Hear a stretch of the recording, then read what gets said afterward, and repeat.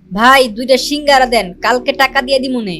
কি রে প্রেমিস, তুই আমাদের কলেজে পড়ালেখা কইরা তুই ফুটপাতে এসে 20 টাকা সিঙ্গারা খাইতেছস, তাও আবার বাকিতে? আহারে, তোর জন্য আমার অনেক কষ্ট হয়। আচ্ছা চল তুই আমার সাথে, আমি তোরে আজকে একটা 5 স্টার হোটেলে নিয়ে খাওয়ামু। প্রিমিস গরিব হওয়ার কারণে কলেজের ছেলেমেয়েরা প্রিমিসকে নিয়ে অনেক মজা করে, অপমান করে। আজকে কলেজের একটি বড়লোক মেয়ে বিলকিস প্রিমিসকে বাকিতে সিঙ্গারা কিনতে দেখে ফেলে, আর সেটা দেখে সে প্রিমিসের সাথে মজা নিতে থাকে আর অপমান করতে থাকে। প্রেমিস, মানলাম তুই গরিব ফকির, তো কি হইছে, আমার কাছে তো অনেক টাকা আছে, প্রতিদিন কুত্তারে খাওয়াই, আজকে তরে খাওয়ামু। আমি তোরে যেই রেস্টুরেন্টে নিয়ে যাইতাছি এইটা তুই জীবনে চোখেই দেখোস নাই।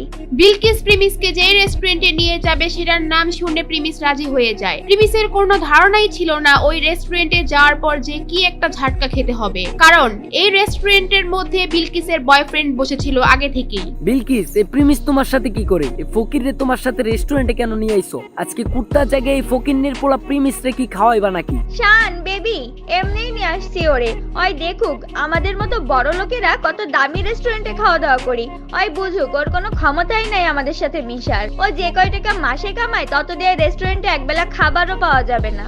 আচ্ছা তুমি আমার এখানে এসে বসো, আমি ওয়েটারকে ডাক দেই। এ ওয়েটার, এদিকে আসো। এরপর ওয়েটার তাদের অর্ডার নেওয়ার জন্য আসে। আজকে আমরা প্রিমিসের জন্য স্পেশাল কিছু অর্ডার করব, জীবনে তো খাই নাই এগুলা। আরে প্রিমিস চৌধুরী সাহেব, আপনি এখানে?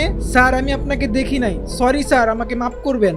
প্রিমিসকে দেখে ওয়েটার আশ্চর্য হয়ে যায় আর ওইখান থেকে চলে যায়, কিন্তু বিলকিস আর বিলকিসের বয়ফ্রেন্ড এটা দেখে একেবারে অবাক হয়ে যায়, আর তারা দুজনেই বুঝতে পারে না ওখানে কি হলো। প্রিমিস, তোমার এই ওয়েটার চৌধুরী স্যার কেন বললো?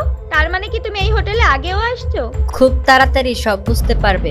কিছুক্ষণ পরে ওয়েটার 50,000 টাকা দামের একটা কোল্ড ড্রিঙ্কস নিয়ে আসে ওখানে আর বলে, চৌধুরী স্যার, এই যে নেন আপনার ফেভারিট কোল্ড ড্রিঙ্কস। এত দামি কোল্ড ড্রিঙ্কস? এই প্রিমিস, এত দামি কোল্ড ড্রিঙ্কস এর বিল কি তোর আব্বু দিব নাকি? এটা শুনে প্রিমিস একটু হাসতে থাকে, আর ঠিক তখনই ওয়েটার বলে, প্রিমিস চৌধুরী স্যারের বিল দেওয়ার কোনো দরকার নাই।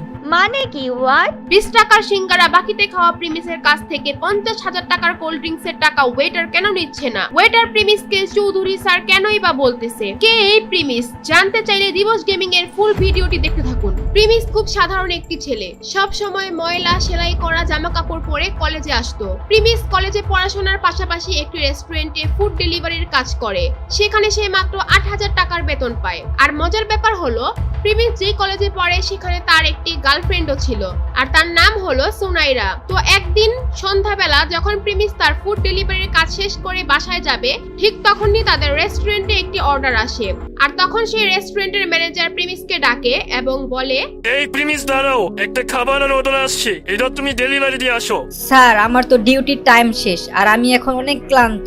কলেজ থেকে ফিরে এখনো কিচ্ছু খাই নাই, আমার কলেজের অ্যাসাইনমেন্টও বাকি আছে। স্যার আপনি এই অর্ডারটা অন্য কাউরে দিয়ে ডেলিভারি করায় দেন। তোমার তো সাহস কম না, তুমি আমার মুখের উপর তর্ক করো। আমাদের বাকি ফুড ডেলিভারি বয়েরা এখন বিজি আসছে, এটা তোমারই এখন দিতে হবে। স্যার এখন আমার খুব দুর্বল লাগতাছে, না হলে আমি ডেলিভারিটা দিয়ে আসতাম, আর এই অবস্থায় সাইকেল চালা যেতে হয়তো আমি পারবো না। তোমাকে চাকরি দেওয়া আমার ভুল হয়েছে। কোনো কাজ দিলে তুমি এমন ফালতু অজুহাত দেখাও, চাকরি থেকে বাদ দিলে তখন দেখা যাবে চাকরি কোথায় পাও। তুমি চালো আমার বাইকটা নিয়ে খাবারটা পৌঁছে দিয়ে আসো। আচ্ছা ঠিক আছে, আমি যাচ্ছি। প্রিমিস এই ক্ষুধার্ত শরীর নিয়েও খাবার ডেলিভারি দিতে রাজি হয়। যদিও তার কাজের সময় শেষ হয়ে গিয়েছে, তারপরেও ম্যানেজারের কথায় তার চাকরি হারানোর ভয়ে সে যেতে বাধ্য হয়। তাই সেই কথা চিন্তা করে রেস্টুরেন্ট থেকে খাবার নিয়ে বের হয় ডেলিভারি দেওয়ার জন্য। A few moments later. আরে কত সুন্দর বাইক! ইস, এরকম একটা বাইক যদি আমার থাকতো, এই বাইক দিয়ে সোনাইরাকে নিয়ে ঢাকা শহরে অলিতে গলিতে নিয়ে ওকে ঘুরতাম।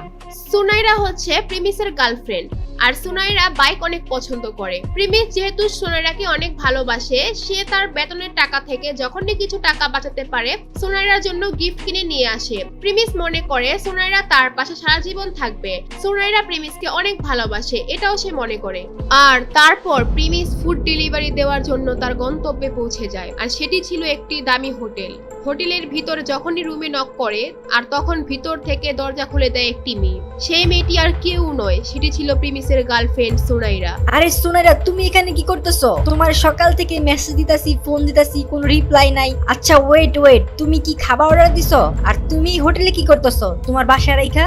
এই ডেলিভারি বয়ের সাথে তো কিসের কথা? আরে প্রিমিস দেখি আমাদের কলেজে পড়ালেখা করে সেই ছেলে এখন ফুড ডেলিভারি বয়। সুনাইরার সাথে এখন যাকে যাকে দেখছেন সে হচ্ছে রাসেল। প্রিমিসরা যেই কলেজে পড়তো সেই কলেজের ম্যানেজমেন্টের দায়িত্বে থাকা একজন বড় লোকের ছেলে। সেও ওই কলেজেই পড়ালেখা করে। সুনাইরা, তুমি এখানে কি করতেছো ওর সাথে? তুমি আমার মেসেজে রিপ্লাই দিচ্ছ না, ফোন ধরতেছো না, আর এখন তুমি এখানে বসে আছো ওর সাথে। সুনাইরার তখন আর কিছু লুকানোর থাকে না, তাই সুনাইরা বলে, তোর সাথে আমার ব্রেকআপ। তোর মতো ফকুন্নি ছেলেদের সাথে ওদিন রিলেশন করছি, এটা তোর ভাগ্য। তোর তো একটা বাইক কেনার সামর্থ্য নাই, আমাকে কোথাও ঘুরতে নিয়ে যাস না। তোর মতো ফকিনের পোলার সাথে কে রিলেশন রাখবে রে? প্রিমিস সুনাইরার কথা শুনে যেন তার মাথায় আকাশ ভেঙে পড়লো। প্রিমিস সুনাইরাকে নিয়ে এত স্বপ্ন দেখতো, আর সেই সুনাইরা তার সাথে এই কাজ করলো। প্রিমিস একদম নীরব হয়ে ওইখান থেকে চলে আসতে থাকে। সারাদিন না খাওয়া, তার মধ্যে এত বড় ধাক্কা, সে একদম ভেঙে পড়ে। আর ঠিক তখনই কাহিনীতে আসে নতুন টুইস্ট। তার ফোনে একটি মেসেজ আসে, আর সেখানে লেখা থাকে প্রিমিস চৌধুরী আজকে থেকে তার অভাবী জীবন থেকে মুক্ত, আর তার ব্যাংক অ্যাকাউন্টে 500 কোটি টাকা অ্যাড হয়েছে, এবং সে তার পরিবারের গরিবী পরীক্ষায় পাশ করেছে। আপনারা হয়তো ভাবছেন এটা আবার কিসের পরীক্ষা। চৌধুরী ইন্ডাস্ট্রির একমাত্র ছেলে ছিল প্রিমিস। তাদের চৌধুরী পরিবারের একটা নিয়ম ছিল, তাদের পরিবারের ছেলেদের তারা ছোটবেলা থেকেই সমস্ত সম্পত্তি ও টাকা পয়সা থেকে বঞ্চিত করে দেয় এবং গরিব অবস্থায় ছেড়ে দেয়। একটা সময় গিয়ে যখন তাদের 21 বছর বয়স পূরণ হয়, তখন তারা তাদের সমস্ত সম্পত্তি ফিরে পায়। আর সেই দিনটি ছিল আজকে। কি হবে এখন? কি করবে এখন প্রিমিস? কি হতে যাচ্ছে প্রিমিসের সাথে? এগুলো জানতে চাইলে দিবস গেমিং এর ইউটিউব চ্যানেল সাবস্ক্রাইব করে নোটিফিকেশন বাটন বাজায় রাখেন, কারণ আগামী পর্ব এখানেই পেয়ে যাবেন। আর যারা দিবস গেমিং এর সাথে লাইভে গেম খেলতে চান, অ্যাড হতে চান, তারা দিবস গেমিং এর ফেসবুক পেজটি ফলো করে দিয়ে আসেন। ডেসক্রিপশন আর পিন কমেন্টে লিংক দেওয়া আছে, চালু করে ফলো দিয়ে আসেন।